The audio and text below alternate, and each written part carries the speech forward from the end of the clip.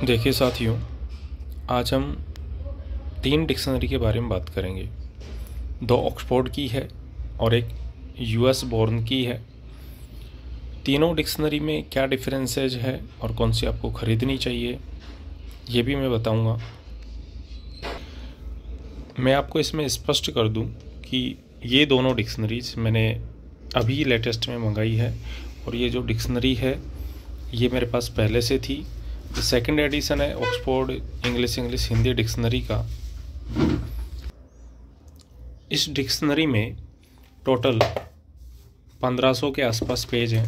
काफ़ी मोटी डिक्शनरी है ये, आपको पढ़ने में काफ़ी वक्त लग जाता है इसमें।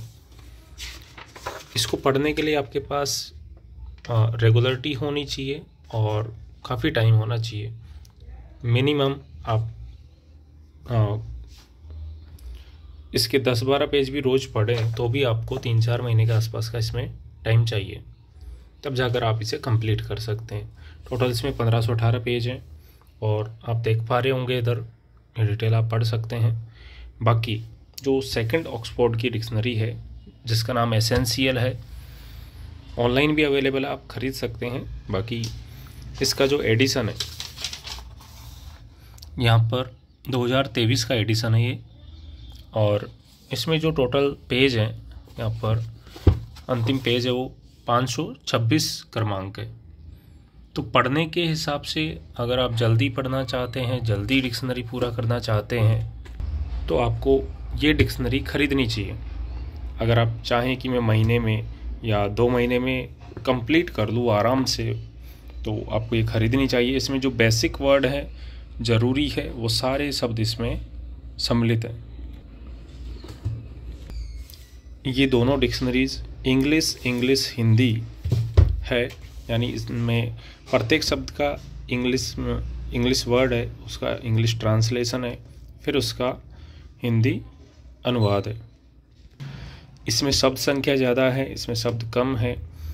और आप इनमें बेसिक डिफरेंस अगर देखना चाहें तो यहाँ पर मैं आपको ओपन करके दिखा देता हूँ कि क्या अंतर है, तो ये आप देख पाओगे। किसी भी शब्द का आप देख सकते हो,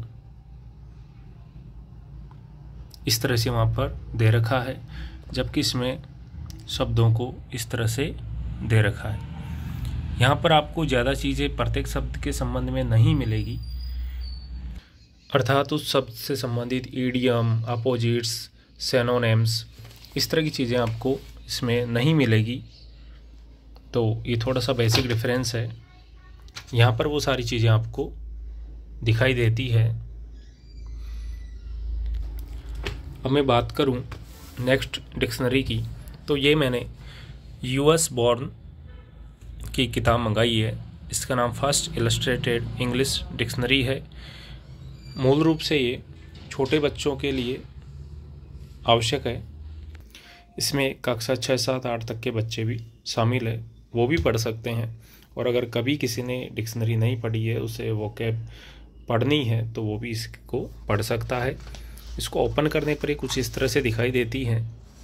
यहाँ पर जैसे किसी शब्द के बारे में हमें जानना है, तो यहाँ पर वो शब्द दे रखा है। इसमें आपको हिंदी नहीं मिलेगा, हिंदी अनुवाद नहीं मिलेगा। यहाँ पर आपको इंग्लिश वर्ड का इंग्लिश में ही उसका जो अर्थ है वो दे रखा है।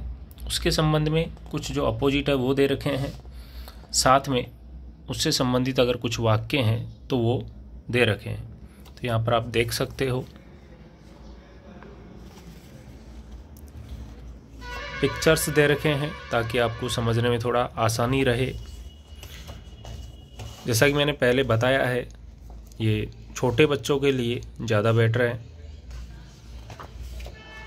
अगर आपको ये ठीक लगती है तो आप इसे भी परचेज़ कर सकते हैं।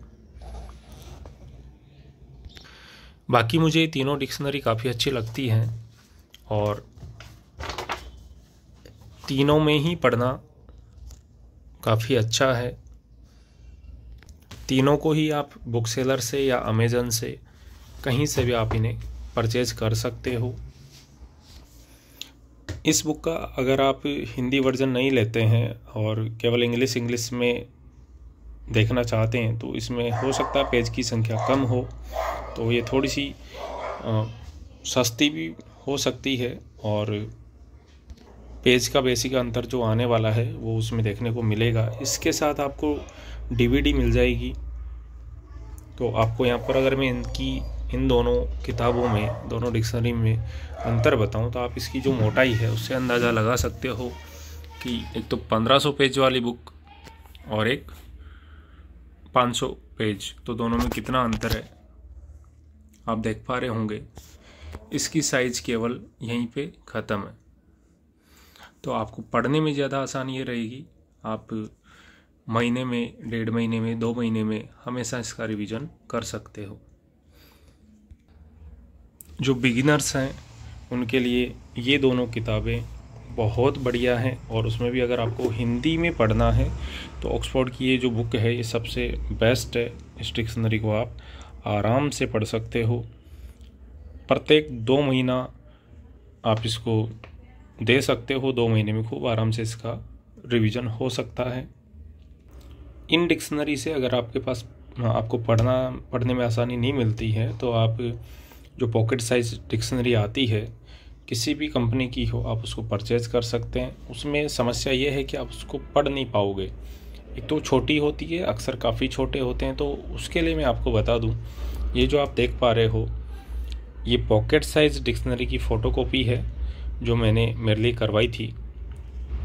आप इस तरह से भी जो डिक्शनरी है पॉकेट साइज उसकी फ़ोटोकॉपी करवा के आप पढ़ सकते हो। पढ़ने में काफ़ी आसानी होती है, आपको कभी कोई समस्या नहीं होगी इस तरह से। इसमें अक्सर भी काफ़ी बड़े हो जाते हैं।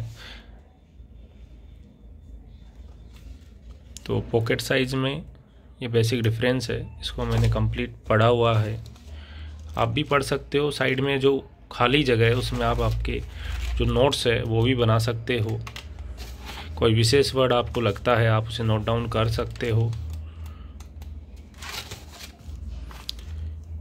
जैसे मैंने ये लिख रखा है आप देख सकते हो।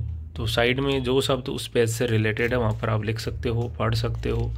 इस तरह से इनके नोट्स भी बन जाएंगे, आपको पढ़ने में भी आसानी रहेगी।